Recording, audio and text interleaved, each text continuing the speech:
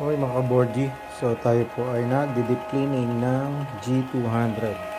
Kung napapansin nyo, ayan o, gumagalaw po ang ink nya, inihigit nya. So ayan po ang deep cleaning. So ang ginawa lang po natin sa deep cleaning is pinrest natin tong stop button ng 5 times. Yung orange na lalabas, 5 times at i-release nyo na. So yan po yung ginagawa niya. Sa deep cleaning is para mapuno niya yung pinaka-hose. Parang ano to, parang ink flushing kung tawagin. So yun. So hintayin natin matapos yan. So nandito tayo sa G2000 Canon para sa pag-deep cleaning. So press lang to ng 5 times hanggang makita nyo itong orange na to, and then that's it. Ganito na ang gagawin. Okay.